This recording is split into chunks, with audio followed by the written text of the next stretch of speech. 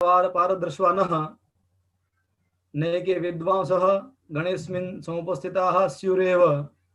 पुनश्च UP TGT परीक्षाम् उत्तीर्षवः बहवः छात्राः अपि अत्र गृहीतभागाः स्युः एव।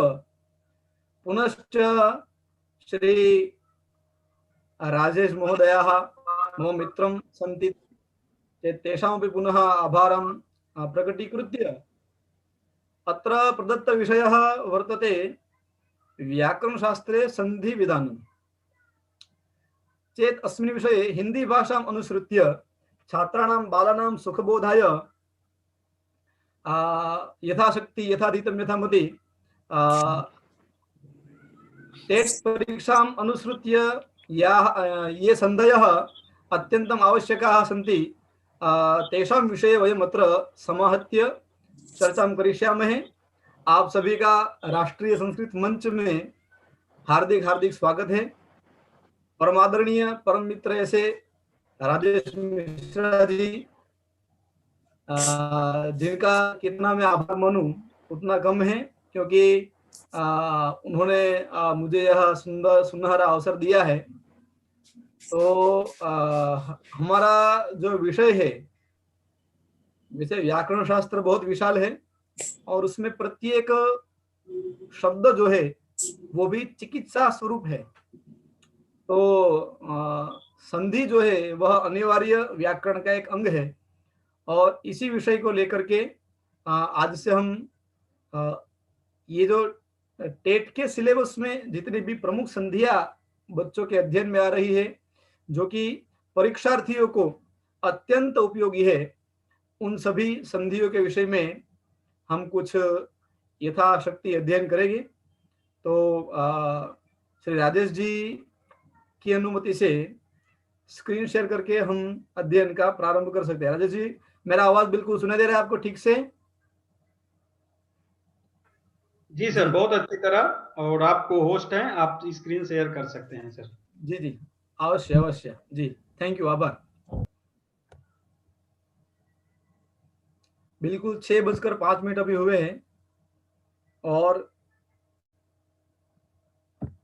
हम यहाँ पर स्क्रीन शेयर करते हुए संस्कृत विषय उसमें संस्कृत संधि समाराधन भाग 1 उसके विषय में हम यहाँ पर अभी संस्कृत व्याकरण की प्रमुख संधियां जो कि बच्चों के लिए अत्यंत आवश्यक है, उन सभी को ध्यान में रखते हुए यहाँ पर हम संस्कृत संधियों को सीखने का सरल प्रयास करेंगे। प्रथम हमारे मन में संधि विषयक जो प्रश्न समुदित होते हैं उसको ध्यान में रखते हुए संधि शब्द का विवेक यदि होगा, उसका ज्ञान अगर हमें होगा, तो हम बहुत अच्छी तरह से संधि पढ़ने का आनंद जो है वो हम प्राप्त कर सकते हैं। तो यहां पर संधि यानी क्या, इस विषय में हम अध्ययन की शुरुआत करें उससे पहले छोटी सी एक कहानी मैं आपको कहना चाहूंगा। अहमदाबाद में एक आनंद नाम, विवेक नाम का लड़का जो है वो रहता था और वो सुबह सुबह बाइक लेकर के एक जगह से दूसरी जगह जा रहा था। अब जब वो रास्ते में निकल रहा था तो बीच में रेलवे फाटक जो है वो आया। उसने अपनी बाइक जो है वो वहां पर रोक ली और राह देख रहा था कि कब यहां से ट्रेन पास आउट हो और फिर वो आगे बढ़े। वो अपनी बाइक पर ठीक से राह देख रहा था, फाटक वहां पर गिरा हुआ था, जब तक फाटक न खुले वो आगे नहीं जा सकता था। तो उतने में ही पीछे से आकर के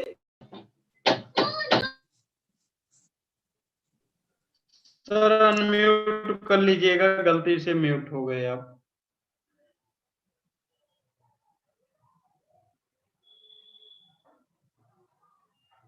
रेड वाले माइक पे क्लिक कर दीजिएगा बस सर।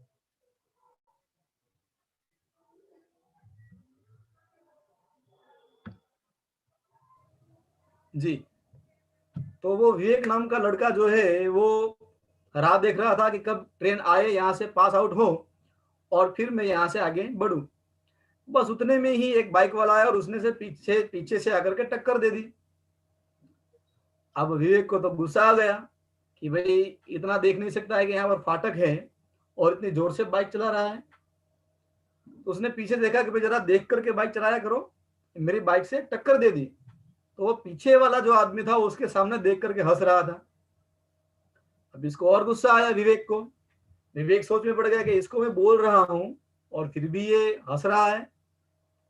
उसने कहा कि जरा आपने मेरी बाइक को टक्कर दी तो आपको मालूम नहीं पड़ता कि हम धीरे से बाइक चलाएं? वो और हंसने लगा। अब विवेक को बहुत गुस्सा आ गया, विवेक में अविवेक जागृत हो गया और उसको मारने के लिए वो खड़ा हो गया, विग्रह करने के लिए खड़ा हो गया। तब भी वो जो पीछे वाला जो बाइक वाला था जिसने टक्कर दी थी वो तो हंस ही रहा था। अब ये सोच करके इसने कहा कि भाई ये हंस क्यों रहा है। जैसे ये गुस्सा होकर के उसके पास पहुंचा, उतने में ही वो जिसने टक्कर दी थी बाइक को उसने अपना हेलमेट जो है वो निकाला और जोरों से हंसने लगा। और उसको देख करके ये विवेक भी हंसने लगा। क्यों? क्योंकि वो उसका मित्र था जिसका नाम आनंद था। क्या नाम था? आनंद। तो विवेक और आनंद दोनों मिल गए और क्या हो गया जी? विवेकानंद हो गया।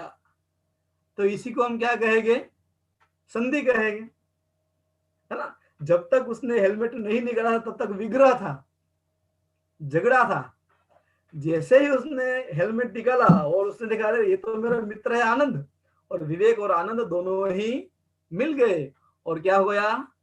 संधि। इसी को तो हम संधि कहते हैं।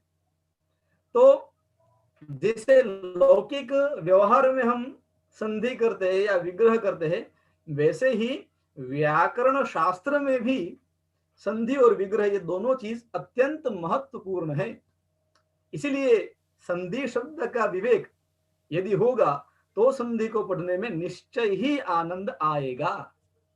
तो अगर हम आगे बढ़े तो संधि जो है उसमें हमको उसका विवेक जो है वो देखने में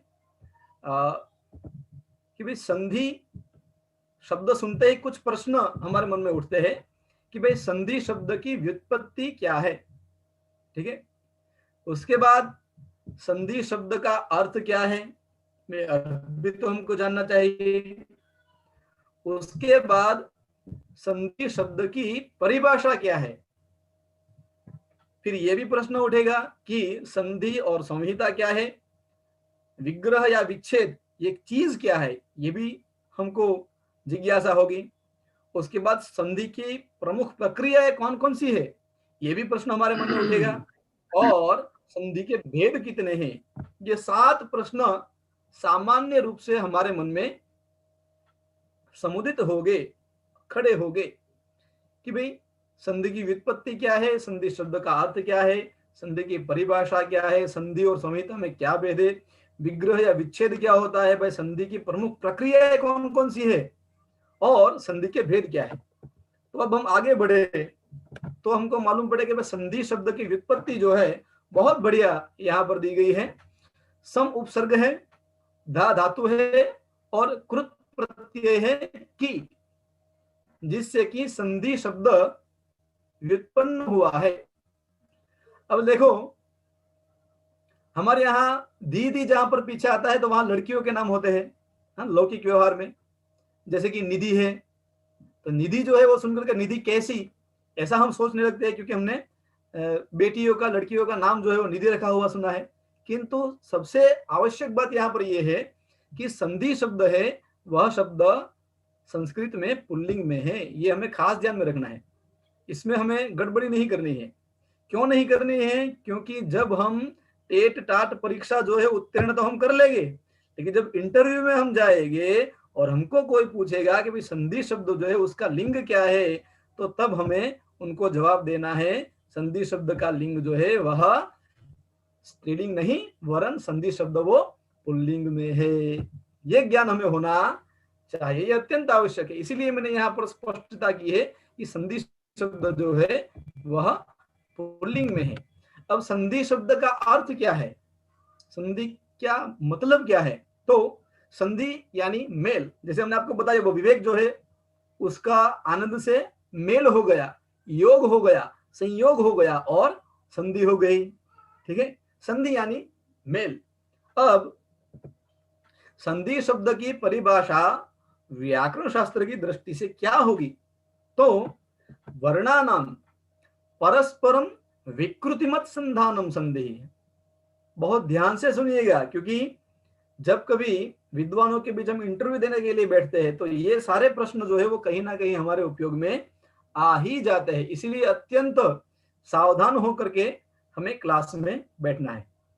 तो संधि शब्द जो है उसकी परिभाषा यहां पर दी गई है वर्णा नाम, यानी कि वर्णों का परस्परम, हाँ, टुगेदर, एक दूसरे के साथ, विकृति मत संधानम संधि, यानी कि जिससे कोई क्या उत्पन्न होता हो, दो वर्णों का आपस में यानी कि परस्पर विकारों के साथ, विकार सहित मिलना, मिलान, यही है संधि।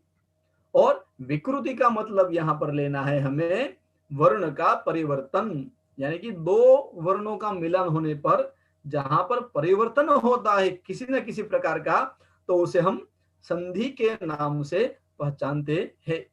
इस प्रकार देखा जाए तो दो वर्णों के मेल से जो विकार उत्पन्न होता है उसी को हम संधि नाम से पहचानते हैं।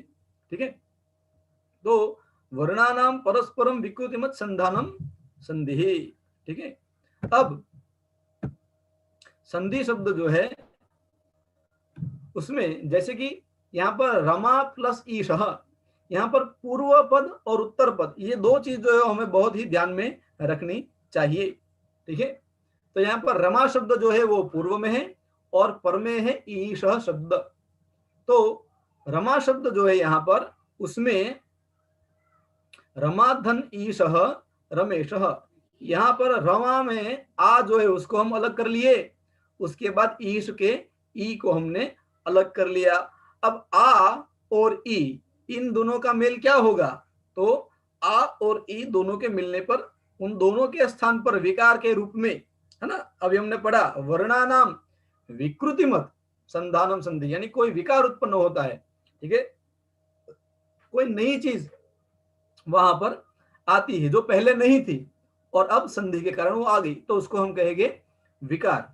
तो यहां पर आ और ई इन दोनों के मिलान पर क्या हो गया? ए हो गया।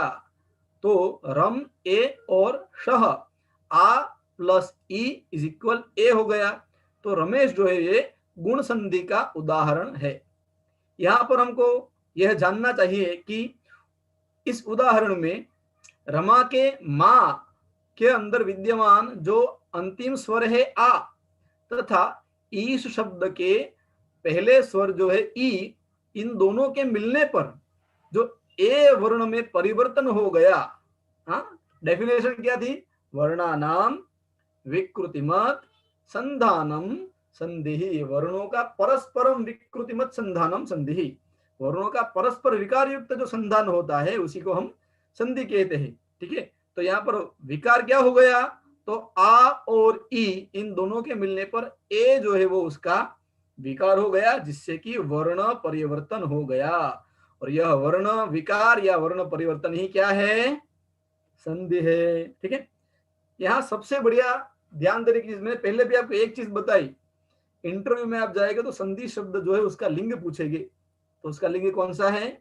जी हाँ, संधि शब्द पुल्लिंग में है, की प्रत्यय से उत्पन्न है, सम उपसर्ग धा धातु की कृदंत का प्रत्यय है, कृत प्रत्यय है, की प्रत्यय से मिलने पर संधि शब्द उत्पन्न हुआ।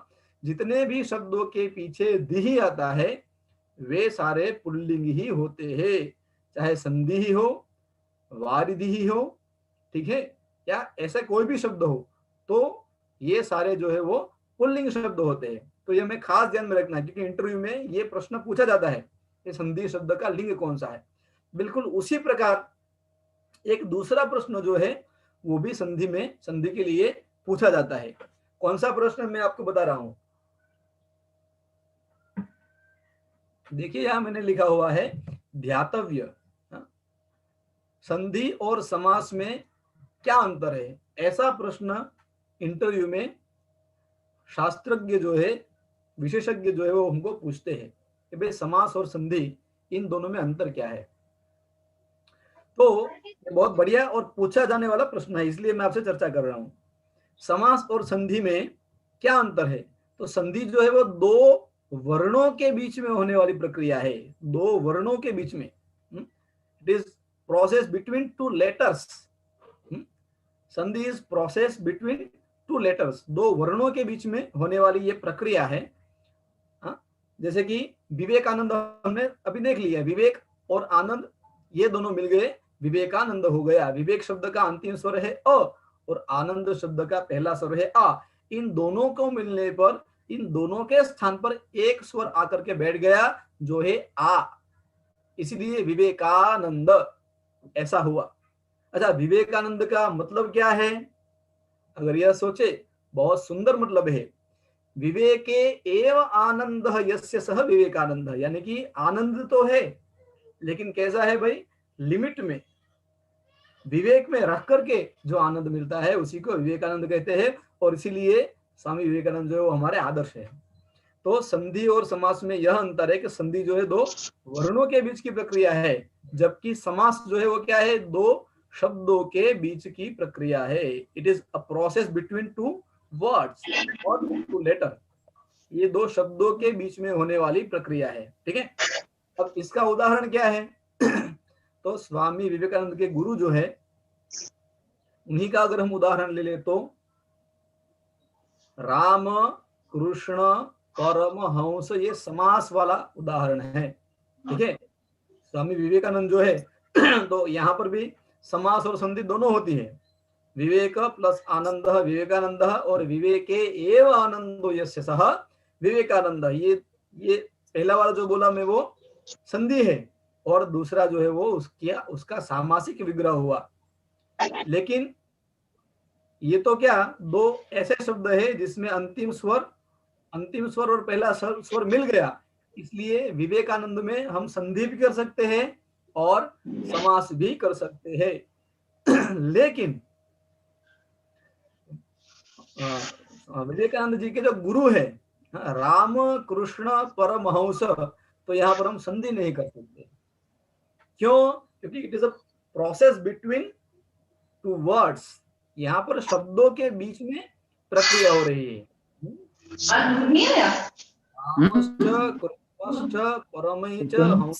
रामकृष्ण परमहंसः, ये एक भावी समास हो गया।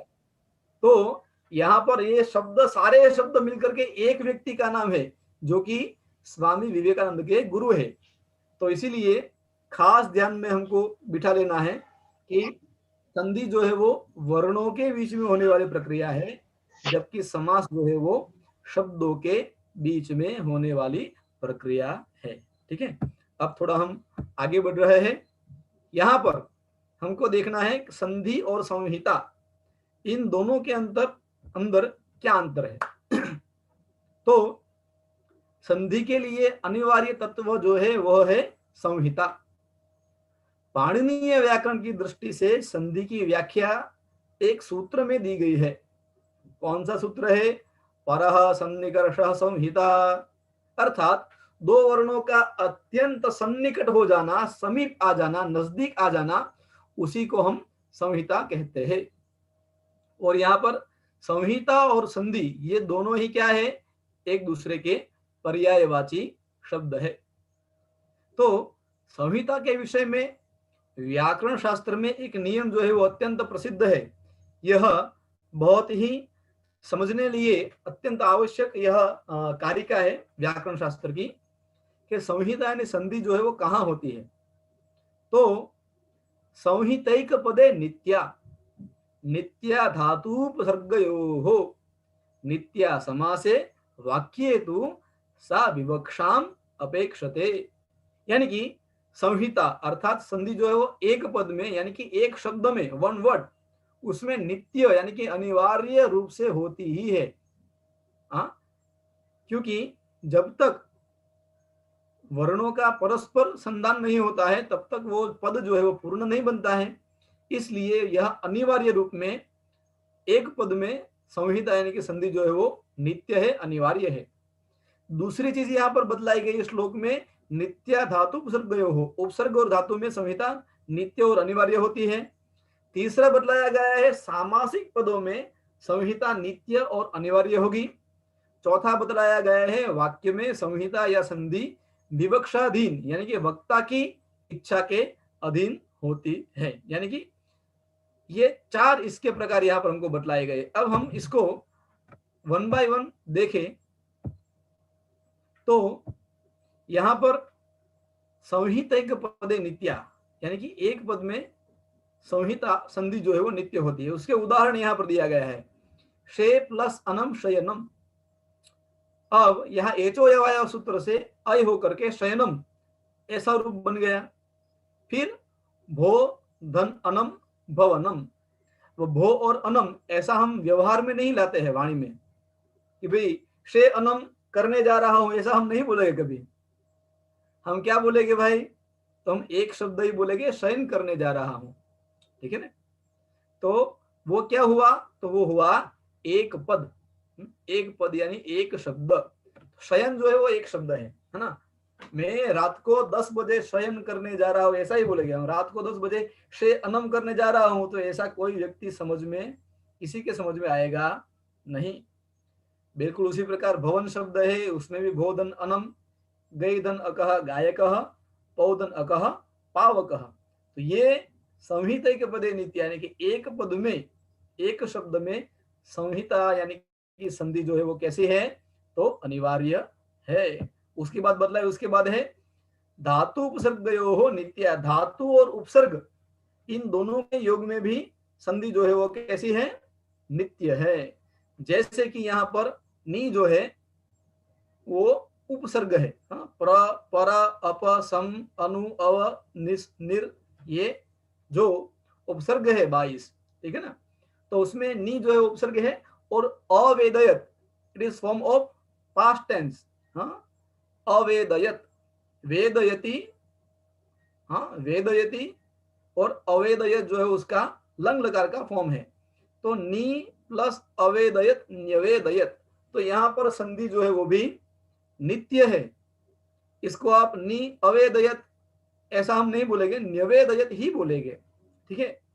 फिर प्र धन रिच्छति प्रार्थति, अधि प्लस आगच्छति अध्यागच्छति, तो ये इसका रूप हुआ। उसके बाद नित्या समासे यानी कि सामासिक पदों में संहिता जो है वह नित्य अनिवार्य रूप से होती ही है।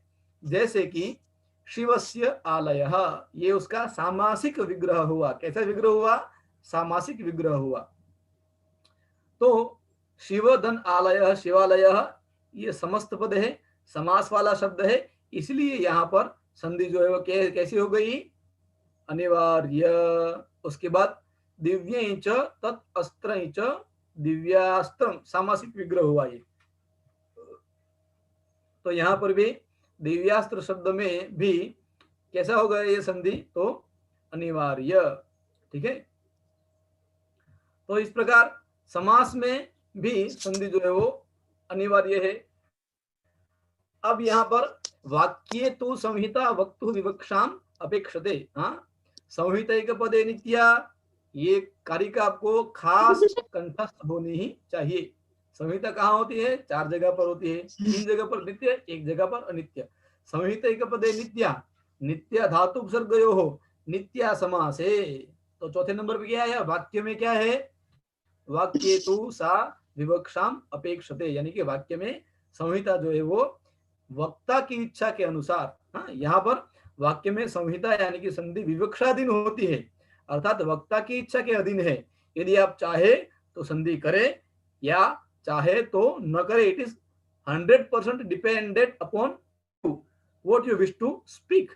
ओके, जैसे बालः गच्छति गृहम, यहाँ पर संधि कार्य नहीं हुआ, किंतु बालो गच्छति गृहम, तो यहाँ पर संधि कार्य हुआ।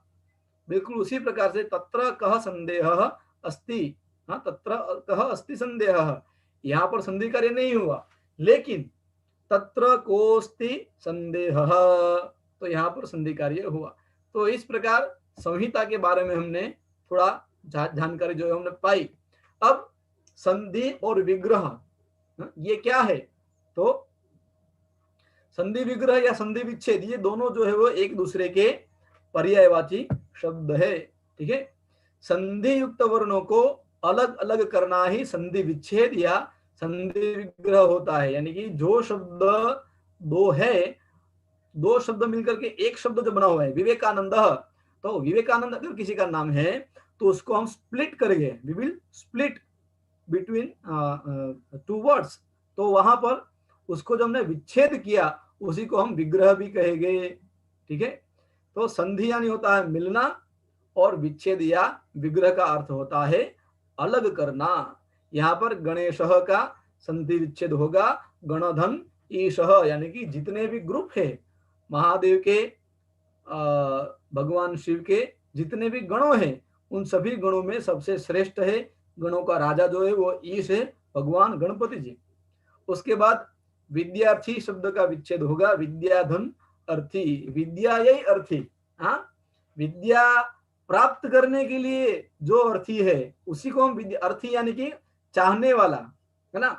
विद्या की अर्थी, कुछ लोग जो है विद्या के अर्थी होते हैं और कुछ छात्र जो है वो विद्या की अर्थी उठा करके चलने वाले होते हैं, जिनको पढ़ाने में ब्रह्मा जी भी ब्रह्मापि तम नरम नरम जयति, ऐसे जो छात्र होते हैं वो विद्या की अर्थी स्वरूप होते हैं। लेकिन हमें क्या बनना है, विद्या के अर्थी बनना है, विद्या के चाहने वाले, विद्या की अपेक्षा रखने वाले, ऐसे छात्र हम बनेंगे तभी हमारा कल्याण हो पाएगा। तो यहाँ पर संधि और संधि विच्छेद ये दोनों चीज जो है वो हमने यहाँ पर एकदम बढ़िया से समझ ली। बच्चों हमें खास ध्यान में रखना है, यही सारी चीज जो है वो हमारे लिए अत्यंत उपयोगी होने वाली है। अब संधि जो है उसमें होने वाली कई सारी प्रक्रियाएं होती है। There are too many process are there in sandhi, बहुत सारी प्रक्रियाएं। और जब भी हम परंपरागत व्याकरण पढ़ते हैं तो लघु सिद्धांत है, वैयाकरण सिद्धांत है, मध्य सिद्धांत है, इन सभी व्याकरण शास्त्रीय ग्रंथों का हम अध्ययन करते हैं तो हमें कई प्रकार की संधि और उसकी प्रक्रियाएं हमको पढ़नी पड़ती है। लेकिन यहाँ पर हम सिर्फ और सिर्फ परीक्षा के उपयोगी जो प्रमुख संधियां है उसी का हम यहाँ पर अध्ययन करने वाले हैं, और उस हिसाब से संधि की जो प्रमुख प्रक्रियाएं है उसको हम जरा यहाँ पर देखने का प्रयत्न करते हैं। अब संधि में वैसे देखा जाए तो 4 प्रकार का संधि कार्य शास्त्र में बतलाया गया है। क्या है, लोपागमादेश वर्ण विकाराः इति चतुर्धा संधि कार्यम, यानी कि लोप, हाँ वर्ण का लोप, ठीक है, फिर वर्ण का आगम, फिर नए वर्ण का आदेश, फिर वर्ण में विकार, इन 4 प्रकार से संधि कार्य होता है, ये शास्त्र में बतलाया गया है व्याकरण में। फिर भी वैयाकरणों की दृष्टि से यहाँ पर कुल 6 प्रमुख प्रक्रियाएं प्रस्तुत की जा सकती है, क्योंकि मुझे से लगता है कि इस 4 के अलावा लोप, आगम, आदेश, वर्ण और विकार, ये 4 चीज हुई तो चतुर्धा संधि कार्य 4 प्रकार का संधि कार्य है। लेकिन उसमें भी मुझे से लगता है कि कुछ प्रक्रियाएं जो है वो ज्यादा उपयुक्त है, आवश्यक है, इसलिए उसको भी हमने यहाँ पर जोड़ दिया है मेरी मति के अनुसार। तो यहाँ पर कुल 6 प्रमुख प्रक्रियाएं प्रस्तुत की जा सकती है, जो कुछ इस प्रकार के है। एक पूर्व परयो हो, फिर पूर्व और पर के स्थान पर एक आदेश, एक स्थान एक आदेश, यानी एक वर्ण के स्थान पर एक का आदेश हो। द्वयोरेकस्य लोपः, 2 वर्णों में से किसी एक का लोप हो। द्वयोरेकस्य द्वित्वम, 2 वर्णों में से किसी एक का द्वित्व हो, डबल हो जाना। फिर द्वयोः युगपत परिवर्तनम, द्वयोः वर्णयोः युगपत परिवर्तनम, 2 वर्णों का एक ही साथ परिवर्तन हो जाना, ये भी संधि की एक प्रक्रिया है। फिर उसके बाद अगर हम देखा जाए हमारे पास तो द्वयोः वर्णयोः मध्ये नूतन वर्णागमः, यानी कि दो वर्णों के बीच में जहां पर प्रक्रिया होती है तो वहां पर कोई एक नया वर्ण जो है वो आकर के बैठ जाता है। तो ये जो है ये 6 प्रकार की प्रक्रिया यहाँ पर हम कह सकते हैं कि इस 6 प्रमुख प्रक्रिया को अगर हम जान ले तो संधि का अध्ययन जो है वो हम बहुत अच्छे से कर सकते हैं। ठीक है, अब यहाँ पर इन सभी प्रक्रियाओं को हम वन बाय वन देखने का प्रयास कर रहे हैं। यहाँ पर सबसे पहली प्रक्रिया हमने लिखी थी एक पूर्व प्रयो हो, पूर्व और पर दोनों के स्थान पर कोई एक जो है वो आकर के बैठता है। तो उसका उदाहरण जो है वो यहाँ पर हम देखें तो पूर्व और पर यानी कि पहले पूर्व यानी क्या, पहला शब्द, और पर यानी दूसरा शब्द। पहले शब्द के अंतिम स्वर या व्यंजन में जो प्रक्रिया होती है वो, और दूसरे शब्द के पहले यानी कि पहले शब्द के अंतिम स्वर और दूसरे शब्द के पहले स्वर में, इन दोनों के बीच में जो प्रक्रिया होती है वही संधि है। तो पहला नियम हमें खास यह याद रखना है बच्चों की एक पूर्व परयो हो, यानी कि पूर्व में रहा हुआ जो वर्ण है, अंतिम स्वर है वो, और पर में रहा हुआ पहले शब्द का पहला वर्ण जो है वो, इन दोनों पूर्व और पर दोनों वर्णों के स्थान पर एक वर्ण का, खास ध्यान में रखना है हमको कि एक वर्ण का आदेश होगा। जैसे कि यहाँ पर रवि शब्द है, इसका रवि और ईश, यहाँ पर रवि शब्द का अंतिम स्वर क्या है, ह्रस्व ई है। ठीक है, और ईश शब्द का अंतिम स्वर पहला स्वर जो है वो दीर्घ ई है। तो ई धन दीर्घ ई, इन दोनों को मिलाएंगे तो उन दोनों के स्थान पर एक वर्ण का आदेश क्या होगा, बड़ा वाला ई।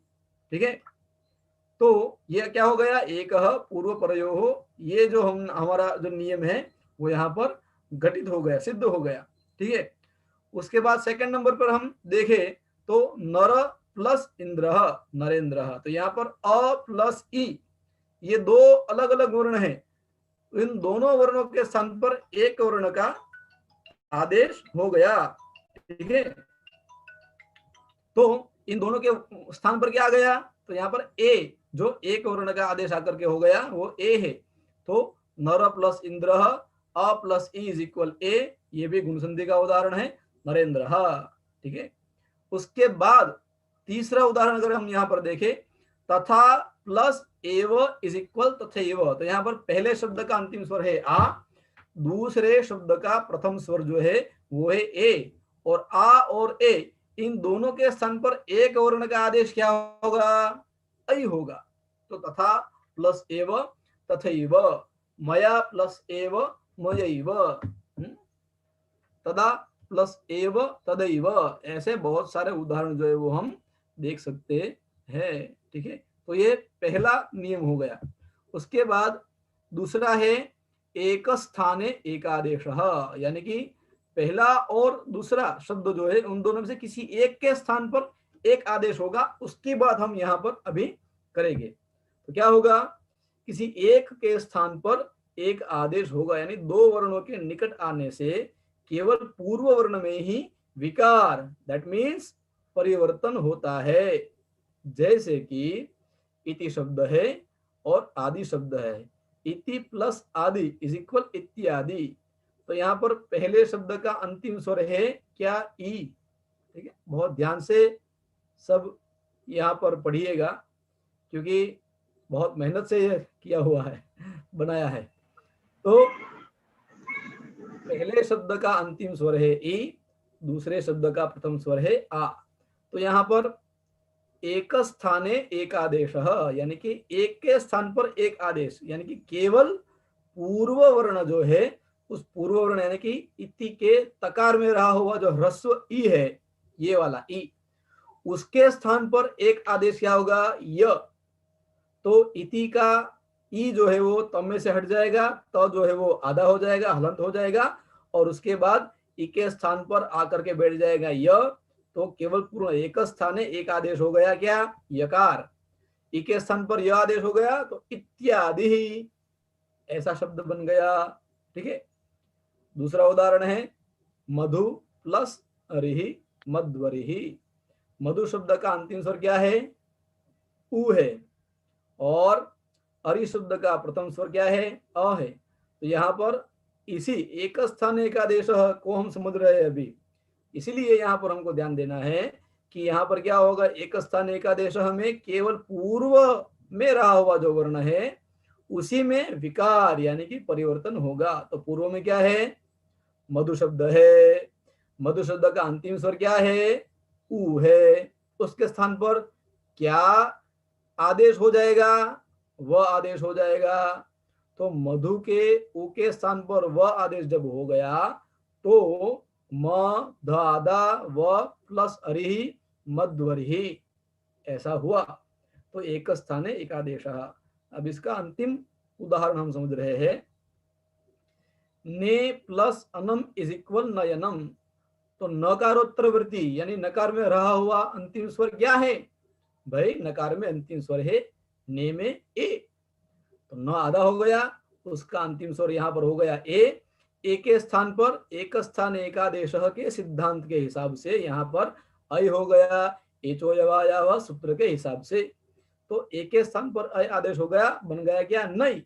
और उसके अंदर अनम जो है वो जुड़ गया और बन गया क्या? नयनम। एक स्थान एकादेश। इस प्रकार से इसकी प्रक्रिया हुई। अब इसके आगे हम देखें तो द्वयोर एकस्य लोपः यानी दोनों में से किसी एक का लोप हो जाना। तो यहाँ पर रामः आगच्छति, दो वर्णों में से किसी एक वर्ण का लोप हो जाता है। जैसे कि रामः प्लस आगच्छति इज इक्वल राम आगच्छति, यानी कि यहाँ पर विसर्ग जो है रामः में, यहाँ पर जो विसर्ग हमको दिखाई दे रहा है जहां पर हम कर्सर घुमा रहे हैं, ये जो विसर्ग दिखाई दे रहा है उस विसर्ग का क्या हो गया? लोप हो गया। तो यह सिद्धांत जो हमने यहाँ पर लिखा हुआ है द्वयोर एकस्य लोपः, दोनों में से एक का लोप होना, वो यहाँ पर सिद्ध हो रहा है। उसके बाद हम देखें दोषः और अस्ति। दोषः अस्ति, दोषोस्ति, दोषोस्ति। यहाँ पर क्या हुआ? अकार जो है उसका लोप हो गया। इसी प्रकार से द्वयोर एकस्य लोप यानी कि यहाँ पर जो दो है उनमें से किसी एक का लोप होना, ये इसका तीसरा सिद्धांत जो है वो हुआ। अब उसके आगे चौथा सिद्धांत क्या है? द्वयोः एकस्य द्वित्वम।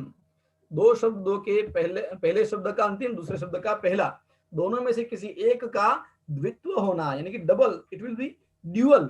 Okay, then how?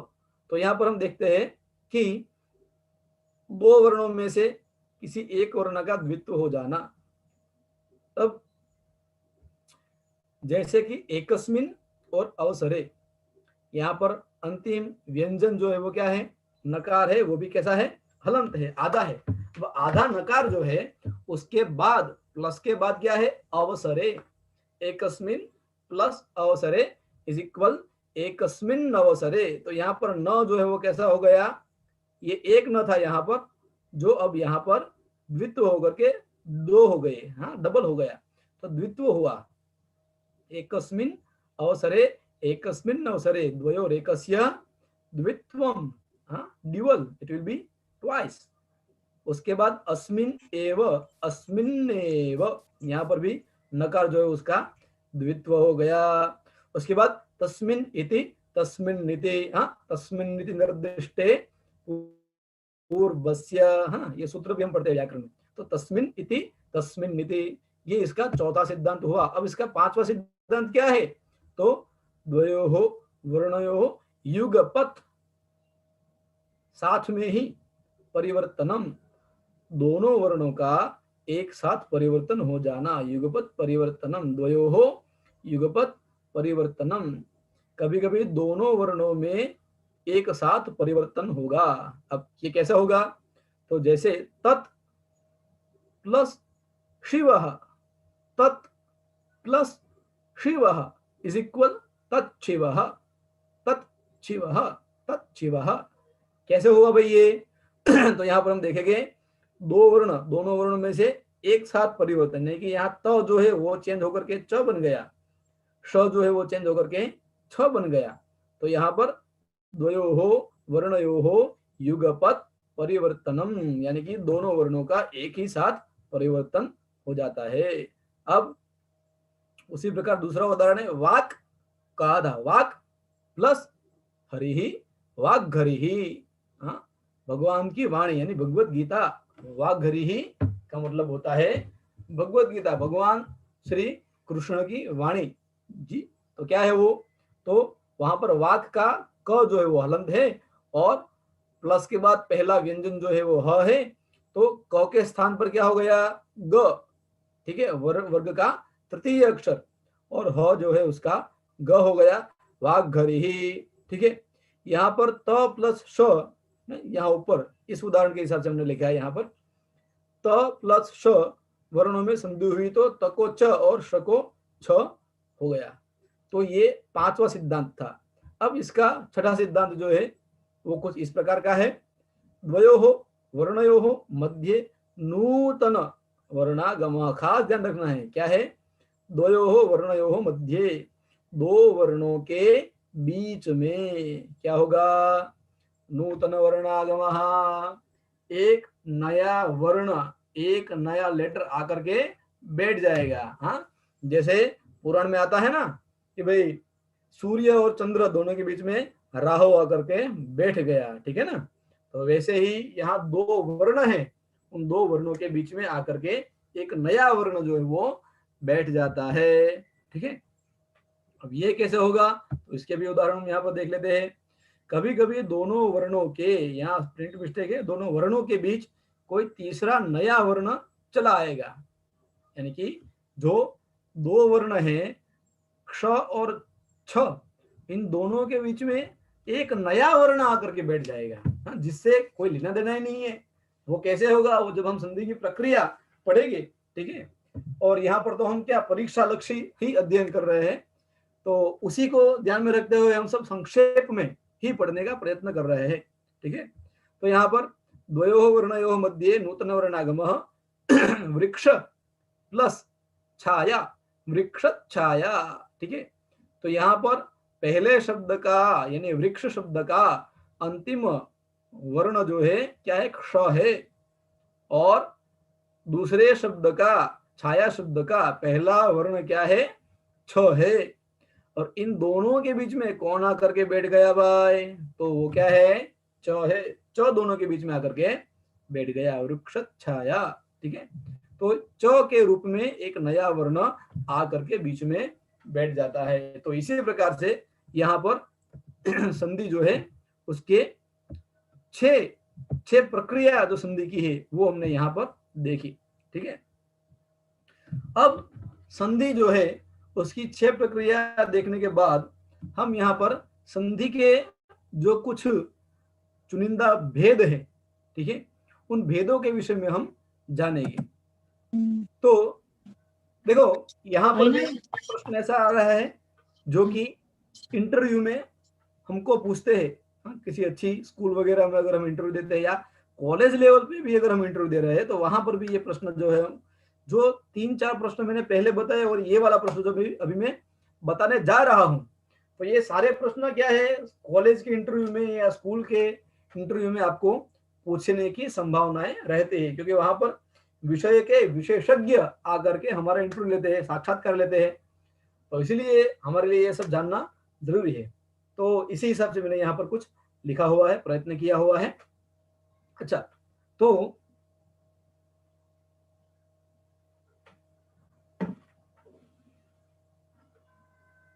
अब यहाँ पर व्याकरण शास्त्र जो कि अनंत है, और उसमें प्रक्रिया जो है वो भी कई सारी होती है, तो उसमें हम सैद्धांतिक कई सारे ग्रंथ जो व्याकरण के पढ़ते हैं, उसमें से एक ग्रंथ है वैयाकरण सिद्धांत कौमुदी, जो कि आदरणीय श्री भट्टोजी दीक्षित की रचना है।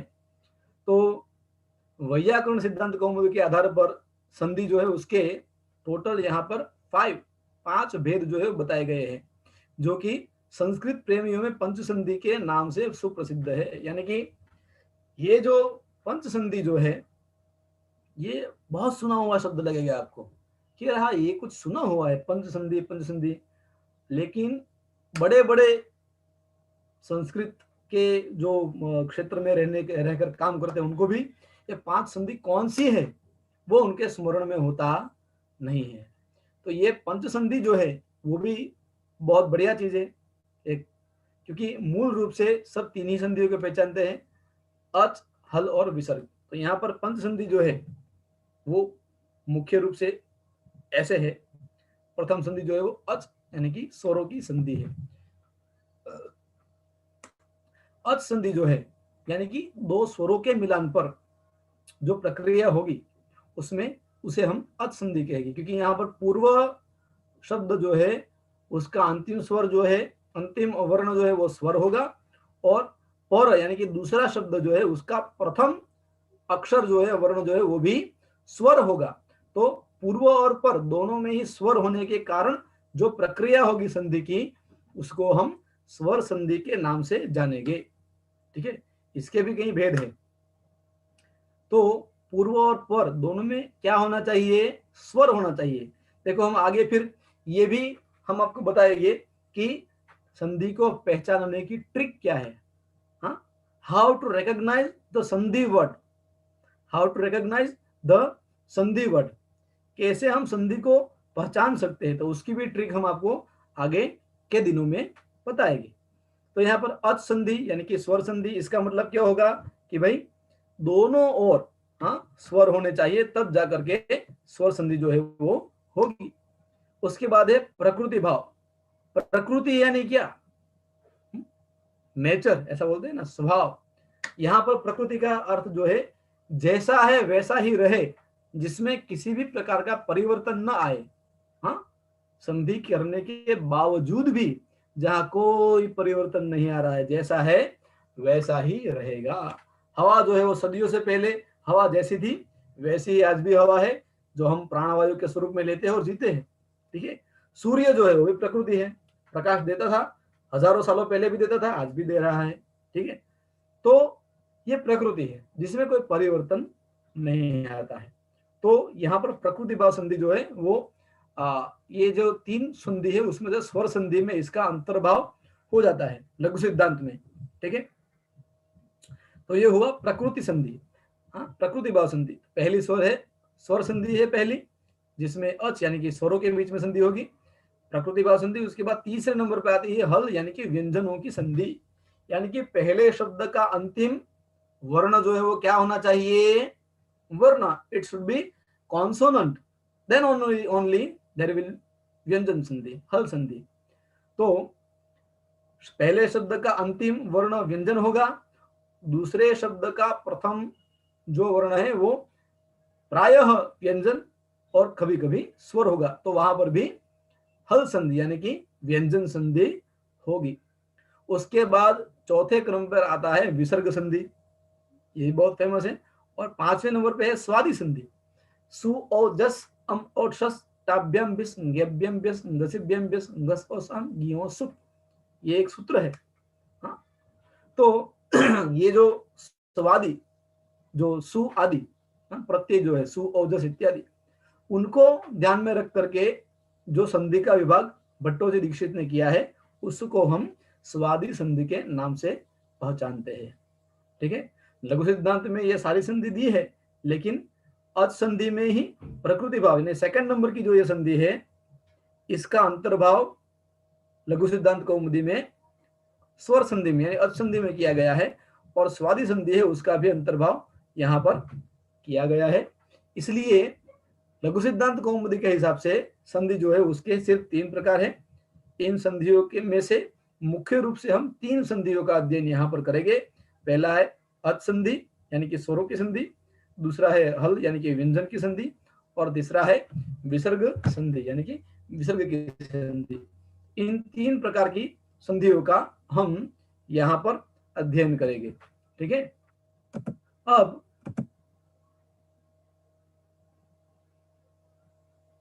अच संधि यानी क्या, तो पहले शब्द का अंतिम वर्ण जो है वो स्वर होना चाहिए, दूसरे शब्द का प्रथम वर्ण जो है वो स्वर होना चाहिए, तब भी जाकर के जब 2 स्वरों के निकट आने से कोई परिवर्तन होता है तो उसे हम स्वर संधि कहते हैं।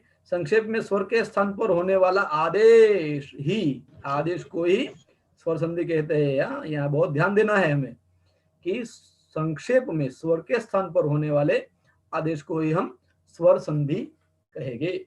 उसके बाद सेकंड नंबर पे क्या है, तो इसके उदाहरण यहाँ पर कुछ दिए गए हैं। हाँ, इति अंतिम स्वर क्या है, ई। अलम पहला स्वर क्या है, अ। ई प्लस अ तो य। तो ये यण संधि का, इको यणची सूत्र से यण संधि का यह उदाहरण हुआ। ठीक है। फिर कवि plus Indra is equal Kavindra. हाँ, अकस्वर्णे दीर्घ, यहाँ पर दीर्घ संधि का उदाहरण है। पहले शब्द का अंतिम स्वर ई है, दूसरे शब्द का पहला स्वर भी ई है, इसलिए यहाँ पर स्वर संधि हुई। नर प्लस ईश नरेश, अ प्लस ई इज इक्वल ए, तो ये भी स्वर संधि का उदाहरण है। तथा तव प्लस एव तवैव, अ प्लस ए ऐ। पो प्लस इत्रम पवित्रम, ये ओ प्लस ई, अर्थात स्वर वर्ण का स्वर वर्ण के साथ मेल, इसी को हम क्या कहेंगे भाई, इसको हम स्वर संधि कहेंगे। स्वर संधि को अच संधि के नाम से भी जाना जाता है, क्योंकि अच प्रत्याहार के अंतर्गत सारे स्वर जो है उनका समावेश हो जाता है, इसलिए इसको हम अच संधि भी कहते हैं। उसके बाद सेकंड नंबर पे हम देखेंगे हल संधि। हल संधि यानी क्या, व्यंजन के बाद स्वर आ रहा हो तब भी व्यंजन संधि होगी, फिर व्यंजन के बाद वापस व्यंजन ही आ रहा हो तब भी क्या होगा, व्यंजन संधि। तो यहां पर दोनों चीज, उत्तर पद में यानी कि प्लस के बाद वाले शब्द में स्वर हो या व्यंजन हो, लेकिन बनेगा क्या, व्यंजन संधि। तो ये इसकी विशेषता है। व्यंजन के बाद स्वर या व्यंजन वर्णों के आने पर जो विकार शब्द, चेंजेस, विकार परिवर्तन आता है, उत्पन्न होगा, उसे हम व्यंजन संधि कहते हैं। संक्षेप में व्यंजन यानी कि हल्के स्थान पर होने वाले आदेश को ही व्यंजन संधि कहेंगे। जैसे कि वाक प्लस ईश, यानी कि क जो है वो क्या है, व्यंजन है क, और स्वर क्या है, ई है, तो व्यंजन के बाद ई यानी कि स्वर आया, व्यंजन प्लस स्वर, व्यंजन संधि। वागीश, हल है उसके बाद अच है, इसलिए यहां पर व्यंजन संधि यानी कि हल संधि हुई। जगत प्लस ईश, यहां पर भी पूर्व पद का अंतिम स्वर है, अंतिम वर्ण है तो व्यंजन है, हल है, और उत्तर पद का प्रथम वर्ण है ई जो कि स्वर है, तो जगदीश ऐसा इसका रूप हो गया। उसी प्रकार तत् प्लस लय, दोनों स्थान पर यहाँ पर देखिए व्यंजन प्लस व्यंजन, इसका ये उदाहरण है तीसरे नंबर का, व्यंजन प्लस व्यंजन का उदाहरण तीसरा और चौथा है। ठीक है। यहाँ पर तीसरे उदाहरण में तत् जो है उसमें अंतिम वर्ण जो है वो व्यंजन है, और दूसरे शब्द का पहला वर्ण जो है वो भी व्यंजन है, तो व्यंजन प्लस व्यंजन इज इक्वल ऑल्सो व्यंजन। तो यहाँ पर तत् प्लस लय तल्लय, फिर सत प्लस जन सज्जन, तो ये हुआ व्यंजन संधि का उदाहरण। इससे इन उदाहरणों से यह स्पष्ट है कि उपर्युक्त उदाहरणों में व्यंजन के बाद स्वर तथा व्यंजन के बाद व्यंजन वर्ण आए हैं। राइट, पहले दो जो है वो व्यंजन के बाद स्वर का उदाहरण है, दूसरे दो है तीसरा और चौथा, ये दो है जो वो व्यंजन के बाद व्यंजन का उदाहरण है। ठीक है, तो व्यंजन वर्ण आए हैं, अतः यहाँ पर व्यंजन संधि होती है। यानी यहाँ हम खास ये ध्यान रखना है कि व्यंजन के बाद स्वर आए या व्यंजन, लेकिन बनेगा क्या, व्यंजन संधि। ठीक है, इसके आगे अगर हम देखें तो तीसरे नंबर पे है यहाँ पर विसर्ग संधि। विसर्ग संधि, अब विसर्ग संधि में क्या होता है तो पहले शब्द का अंतिम वर्ण जो है वो विसर्ग होना चाहिए, है ना। तो ये जिह्वामूलीय है और अयोग्वाह भी है, तो विसर्ग जो है पहले शब्द का अंतिम वर्ण जो है वो विसर्ग होना चाहिए, दूसरे शब्द का पहला वर्ण स्वर हो तब भी विसर्ग संधि होगी, और दूसरे शब्द का प्रथम वर्ण जो है वो व्यंजन हो तब भी विसर्ग संधि होगी। यानी कि विसर्ग के बाद स्वर आए या व्यंजन आए, लेकिन बनेगा क्या, विसर्ग संधि। जब किसी जब विसर्ग के बाद कोई स्वर या फिर व्यंजन वर्ण आए तो विसर्ग के स्थान पर जो विकार, ये विकार यानी परिवर्तन हमको खास ध्यान में रखना है। संधि की व्याख्या हमने क्या बतलाई थी, वर्णानाम यानी कि वर्णों का, परस्परम एक दूसरे के साथ, विकृति मत विकार सहित संधानम जुड़ना, उसको संधि कहते हैं। ये भी हमको इंटरव्यू में पूछा जा सकता है, संधि की व्याख्या। इसलिए मैंने आपको बार बार कहा कि जब भी ये YouTube पर आपको मिले तो आप ये सब लिख लीजिएगा। अभी भी कई बच्चे आशा करता होगी नोट डाउन कर ही रहे होंगे। तो वर्णानाम परस्परम विकृतिमत संधानम संधि, इसलिए यहाँ पर सब जगह पर विकार और परिवर्तन शब्द जो है वो मैंने जानबूझकर यहाँ लिखे, जिससे कि आपके दिमाग में ये बैठ जाए कि संधि की व्याख्या क्या है। वर्णानाम वर्णों का परस्परम एक दूसरे के साथ, विकृतिमत विकार के साथ जो संधान हुआ, जो जुड़ा हुआ, जो मेल हुआ, उसी को हम क्या कहेंगे? संधि। ठीक है। तो और संधि शब्द का लिंग कौन सा है? पुल्लिंग है। ठीक है। तो विसर्ग के बाद विसर्ग नहीं आएगा, क्योंकि विसर्ग से किसी शब्द का प्रारंभ नहीं होगा। बहुत बढ़िया बात है। ठीक है, यहाँ ध्यान रखने का। प्लस के बाद कभी विसर्ग से स्टार्ट होने वाला शब्द आप कहीं पर भी ढूंढेंगे, पूरे संस्कृत साहित्य में ढूंढेंगे, आपको नहीं मिलेगा। क्यों? वाई? बिकॉज विसर्ग से शुरू होने वाला शब्द है ही नहीं, एक भी शब्द नहीं है ना। जैसे यहाँ से शुरू होने वाला एक भी शब्द नहीं है। हाँ, यकार वगैरह वगैरह हम बोल सकते हैं, लेकिन यह से शुरू होने वाला शब्द संस्कृत साहित्य में, संस्कृत भाषा में यह नहीं है। यह और न से शुरू होने वाला, ण से शुरू होने वाला शब्द भी नहीं। य, ङ, ण और विसर्ग और अनुस्वर भी, इनसे शुरू होने वाला एक भी शब्द संस्कृत में आपको मिलेगा ही नहीं। स्वाभाविक है। इसीलिए यहाँ पर लिखा है हमने कि विसर्ग के बाद विसर्ग नहीं आएगा। वहां पर क्या होता था, आगे स्वर के बाद स्वर आएगा तो स्वर संधि, स्वर के बाद स्वर आएगा या व्यंजन आएगा तो भी व्यंजन संधि। लेकिन यहाँ विसर्ग के बाद स्वर या व्यंजन आएगा तो विसर्ग संधि होगी, लेकिन विसर्ग के बाद विसर्ग कभी आएगा नहीं। ये दिमाग में खास बिठाना है हमको कि विसर्ग के बाद विसर्ग से शुरू होने वाला शब्द होगा ही नहीं, क्योंकि ऐसा कोई संस्कृत शब्द नहीं है जिसका प्रारंभ विसर्ग से हो। इसके अलावा मैंने दूसरे वर्ण भी आपको बताया, य, ङ, ण।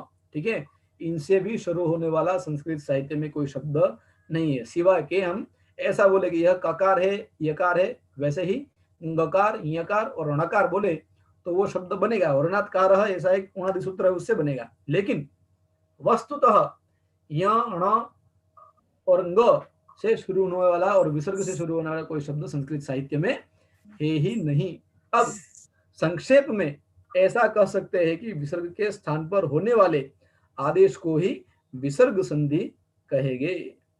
अतः यहाँ पर उसके कुछ उदाहरण दिए गए हैं, उन उदाहरण को हम ध्यान से यहाँ पर देखेंगे और उसके बाद हम यहाँ पर आज का क्लास जो है वो खत्म करेंगे। बालकः प्लस गच्छति, बालको गच्छति, विसर्ग जो है उसके बाद व्यंजन आएगा तो विसर्ग में परिवर्तन होकर के ओ बन जाएगा। इसलिए देखो, विकार और परिवर्तन, ये शब्द हमको खास ध्यान में रखना है, विकार या परिवर्तन। उसके बाद दूसरा उदाहरण है नमः प्लस करोति, विसर्ग प्लस व्यंजन, तो क्या होगा यार? नमस्करोति, कसकादिगण का यह रूप है, कसकादिगण का। ठीक है ना, नमस्करोति। फिर अलिहि प्लस अयम, अलिरयम, विसर्ग प्लस स्वर, तो यहाँ पर भी विसर्ग संधि हुई।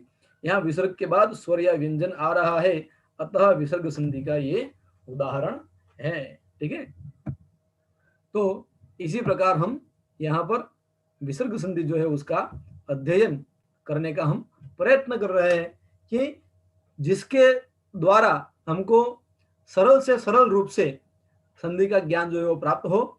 और कुछ बातें मैंने ऐसी कही कि जो बड़े मंजे हुए कलाकारों के पास भी नहीं होता है। ठीक है, तो बहुत अत्यंत आवश्यक कुछ बातें कही जो आपके इंटरव्यू में भी कहीं पर आप जाए, चाहे कॉलेज का हो या स्कूल का हो, हाँ, टीजीटी पीजीटी कोई भी हो, तो उसमें भी आपको अत्यंत उपयोगी है।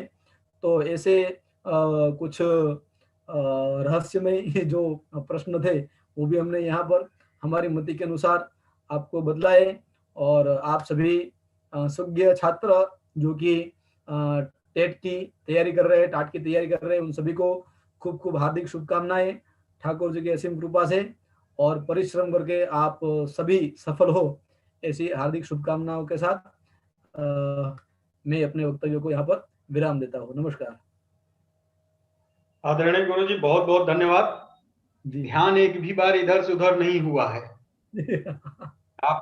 आपने इतना अच्छा, इतना सरल, जैसा मैंने आपसे निवेदन किया था, बच्चे हमारे बहुत ही बेसिक लेवल के होंगे, हो सकता है इसमें जुड़े भी हों, बीए ग्रेजुएशन के, जिनको संधि से बहुत ज्यादा ज्ञान ना हो, लेकिन आज अगर यदि वो आपके व्याख्यान को सुन लिए होंगे या आगे यूट्यूब पर सुनेंगे, तो शायद है कि वो अच्छे विद्वानों को भी मात दे देंगे, अगर 2-4 बार ये यूट्यूब देख लिए और इस व्याख्यान को कोई रिपीट करके सुन लिया। अब मैं यूट्यूब को क्लोज करने जा रहा हूँ। यूट्यूब पे अगर कोई हो तो कृपया आप जूम से जुड़ सकते हैं। यूट्यूब पे भी अपने काफी छात्र जुड़े हुए थे।